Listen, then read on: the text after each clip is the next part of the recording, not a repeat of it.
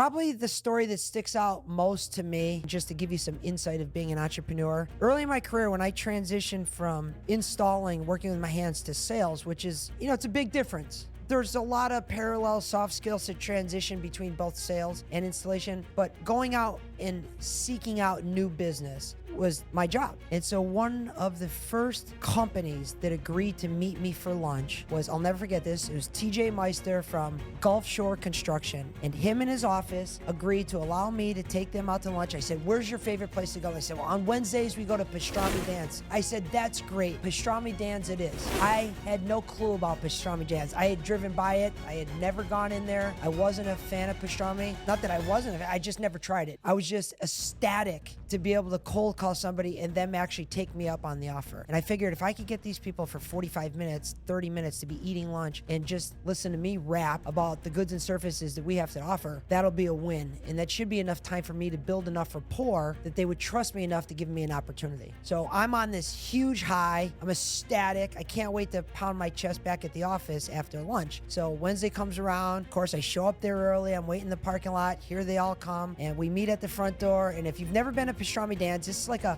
third generation business. You kind of go in, you yell what you want, you pay, and then you kind of just shuffle down the line. And by the time you get to the end, it's ready and you go sit down and eat. And then you clean up after yourself and that's it. So I was going to be the last one and I was paying for everybody. So the whole office, like I said, 8 or 10 people get up there. They all scream out their orders. Now it's my turn to order. And I wasn't going to get much because I wanted to talk. So I said, I'm just going to pay for theirs. And it was 60, 70 bucks. And I slapped my credit card down on the table. And you got to remember, I'm feeling like Superman right now because, my brother and I are out there. We're kind of competing with each other. We're anxious to bring business back to the business, especially business that's never been here before. And now I have this opportunity with a builder that we wanted to do work for. And we're about to have lunch. And the high that I was on was ruined when that person behind the counter, who I'll never forget, looks at me and says, "No, we only take cash." And my brain was able to process in 100th of a second, like, holy shit, I don't have cash. And the only other person that could bail me out in this situation that I know in here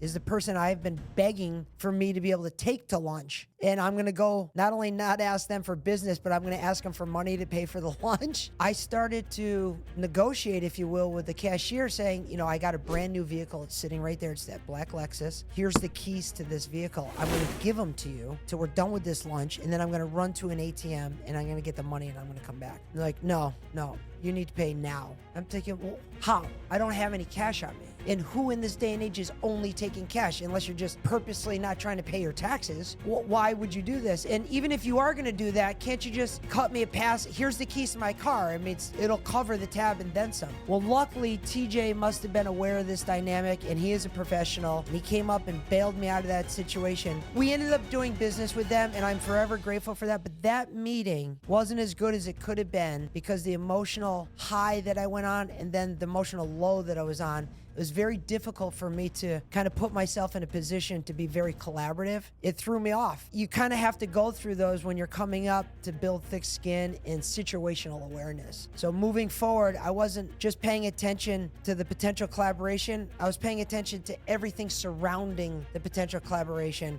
i.e. cash only, no parking. You never know what's going to happen. And thank you, TJ, for bailing me out of that. That was a very embarrassing walk of shame back to that table afterwards.